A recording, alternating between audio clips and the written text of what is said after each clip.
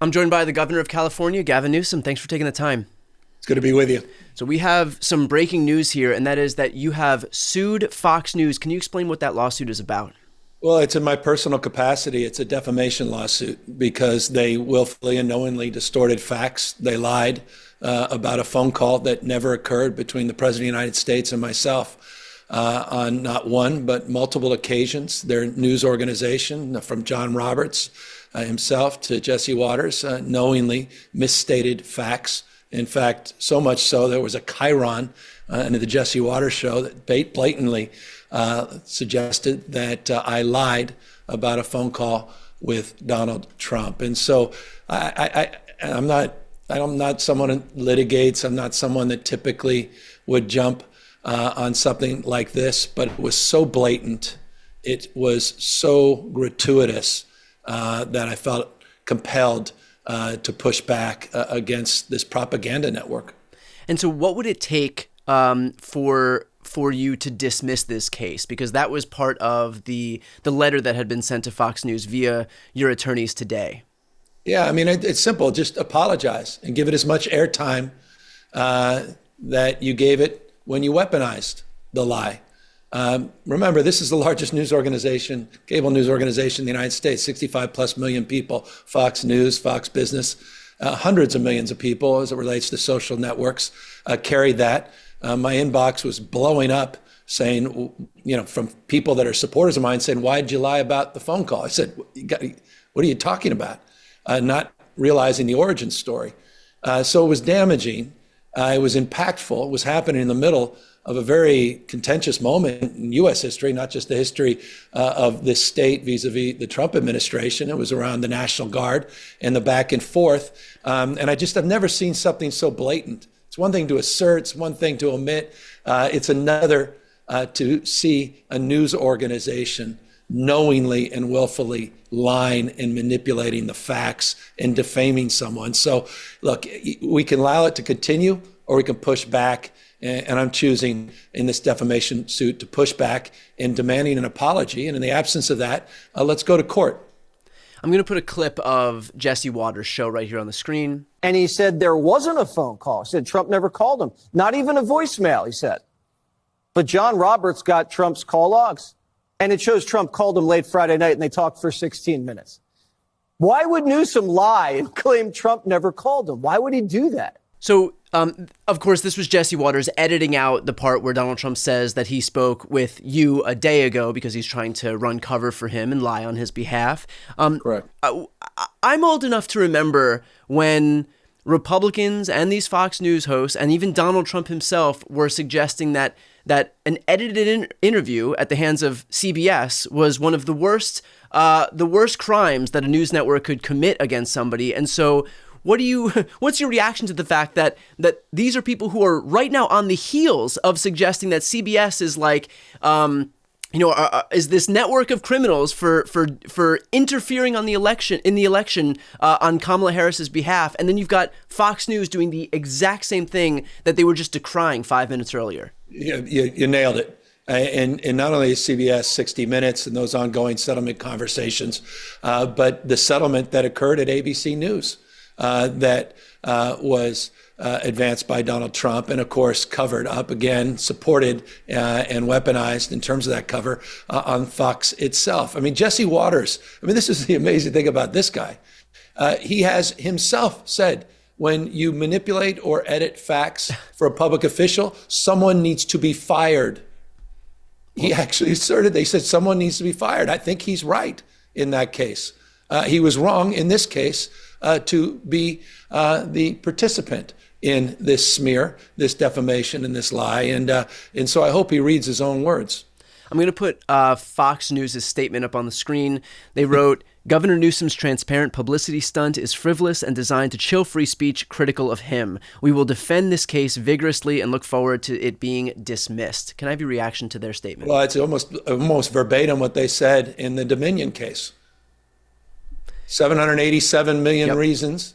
They fell short. They knew they had lied in that original statement against Dominion. They're lying in this case. Look at the chyron you just put up. says Gavin lied about Trump. Yeah. Period, full stop. I mean, I don't know what more smoking gun you need. And so, look, this organization, it needs to be held to account. I think what's so frustrating, I think, for all of us, is they learn no lessons from that defamation case as it relates to Dominion. Nothing. They continue the practices that led to that record-breaking settlement. And that's why this needs to be filed. That's why we felt compelled to make this case and to assert ourselves. And look, they want to apologize. They can apologize. If they want to hide behind these lies, they'll pay a price. How confident are you that this satisfies the qualifications to meet the threshold of defamation? Because it is a high bar for public officials, public personas, and news networks. Even though, clearly, to your exact point, they were found liable of defamation in their previous lawsuit with Dominion Voting Systems. I think it's cut as dry. We got to prove actual malice. That's not complicated. They knowingly lied. They knowingly edited. They knowingly misrepresented the facts. Knowingly did the above. And it's interesting. We are the firm representing us, the folks that represented the Sandy Hook families. We've got some of the top attorneys in the United States of America. They wouldn't have filed this unless they knew this was an ironclad case. We filed it in Delaware, where Fox is incorporated. And trust me, I'm all in on the litigation. Enough. Fox is out of control. The Trump administration is out of control. They're covering up for him. They'll cover up by lying and defaming public officials. They need to be held to account. That's not ethical. That's not journalism. Those are not the core tenets of a news organization. That is malice. It's willful. And it's meant to demean and destroy the reputation of their enemies. And I could take it. I take it 24/7 on Fox. They've been coming after me for years and years and years. But they crossed the line on this. And they've defamed my character in a way that they need to be held to account. Simple apology will do. In the absence of that, full accountability, because they need to be stopped.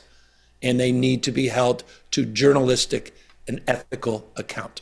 What do you make of the fact that this is a news network that is showing that part of its business model is lying on behalf of Trump or the Republican Party or their agenda more broadly, to the point where these $787 million payouts to Dominion Voting Systems, this lawsuit that they're now contending with by you in your personal capacity, it almost feels like the cost of doing business if you're Fox News, that they are just there to lie. And if it means they have to pay, that's just, you got to pay in the same way that they have to pay their employees, in the same way that you have to, stock the break room with coffee. It's just, okay, now we have a pot of money that we have to go to satisfying these lawsuits. It appears that way. I mean, to your point, you would think after knowingly, being caught as it relates to the Dominion case and not wanting to go to trial because they knew they would lose in that trial and settling for that record amount of money, they would stop. They haven't stopped, to your point. And it's about truth. It's about trust. Go after your enemies. Go after people. I get it. You got a strong bias, that's fine. But don't cloak it under the news frame. Don't suggest you're running an ethical operation or at least reporting the news. That's an opinion operation. And so that's fundamentally the line that needs to be drawn here. Again, I have no problem with criticism. I take it as much or more than anybody. But I have a problem with people crossing that red line of ethics. It's no longer a news organization. It's a propaganda network. And they didn't, to your point, learn the lesson from Dominion. And unless we push back, unless we assert ourselves, unless we stand up, they'll continue to run roughshod over facts, truth, trust, and this democracy and what's happening with this guy in the White House and the fact that they're covering up for such extraordinary abusive behavior. The President of the United States lied, but that's not a news story. When he said that he had a call with me the day before, it was a lie. He then tried to cover up his own lie, the President of the United States, with a screenshot that actually proved my point, right, that he was referring to a call many days before. And then Fox tried to cover up for his lie in his manipulation.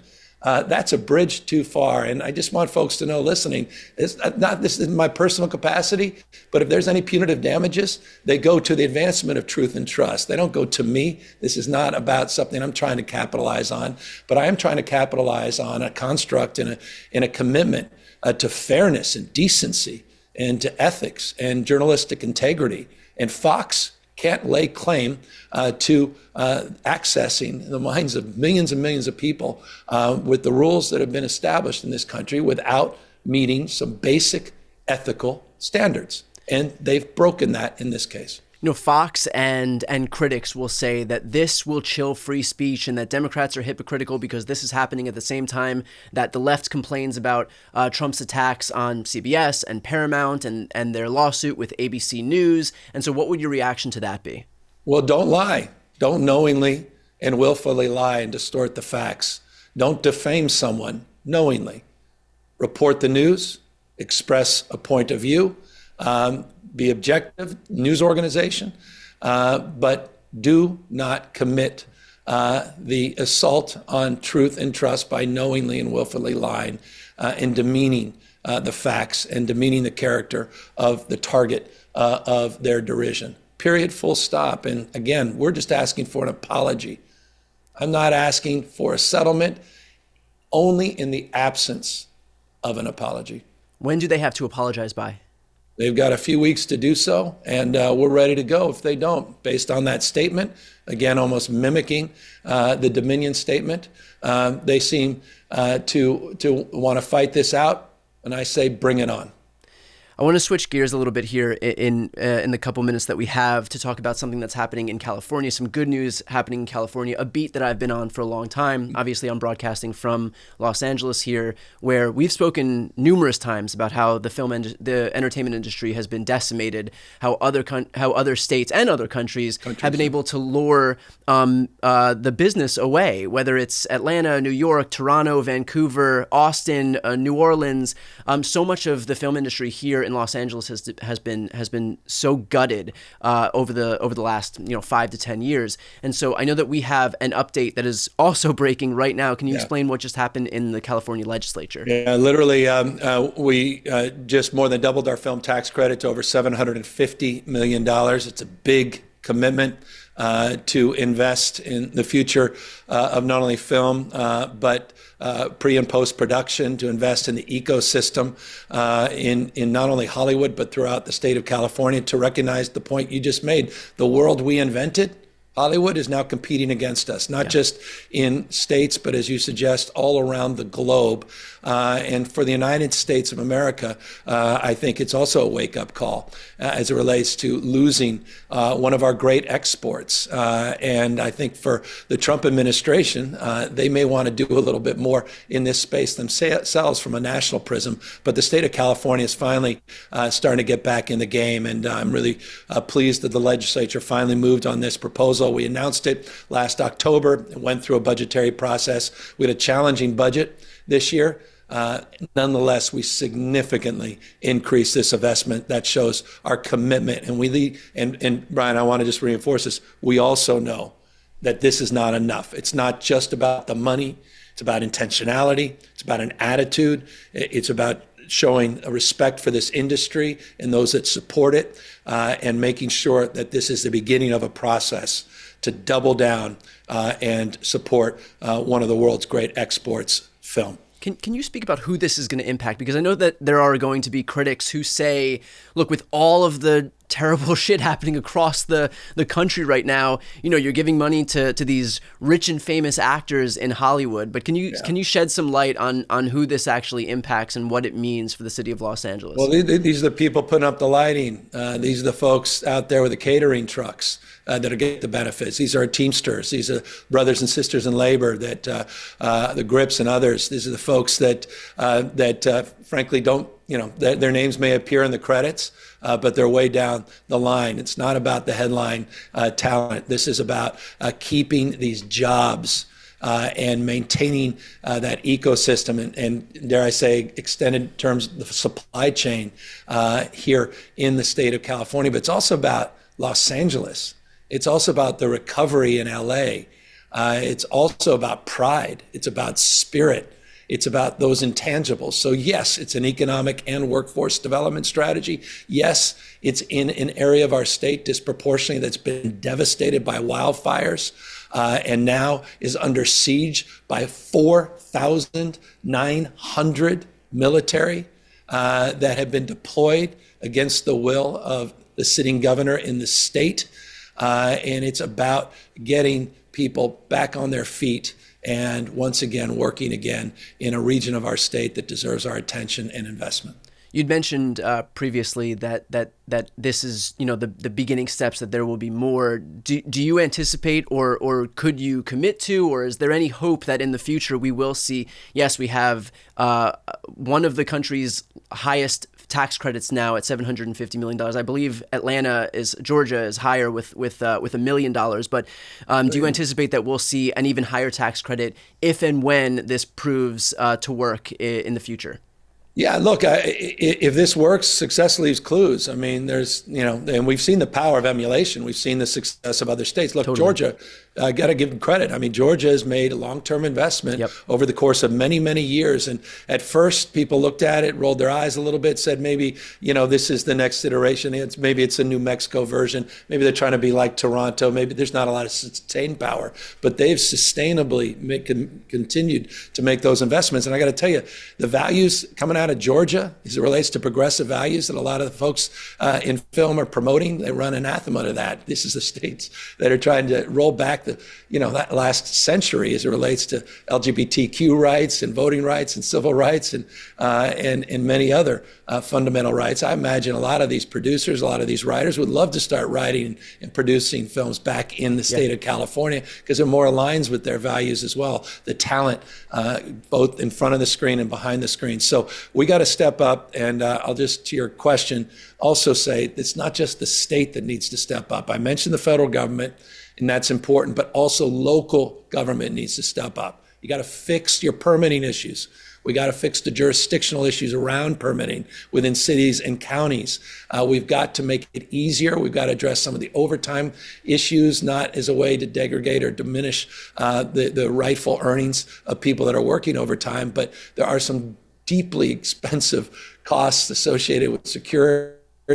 Some of these sites and some of the productions have highlighted that. And I hope as well, as a former mayor of San Francisco, I did some local tax credits that we see cities all up and down our state amplifying our state tax credit with local tax credits. Well, look, again, I've been on this beat for a long time. I know that this is beyond appreciated, and it's a long time coming too. So I'm grateful for your work in making sure it gets passed. Grateful for the legislature's work in making sure that this gets passed, and hopefully more to come in the future. But one television show that all eyes are on right now, as it relates to your lawsuit here that we spoke about, is Jesse Watters. So I guess it's Jesse Watters moves here, and we'll see what happens next. So with that said, Governor Newsom, appreciate your time today. Thanks for having me on.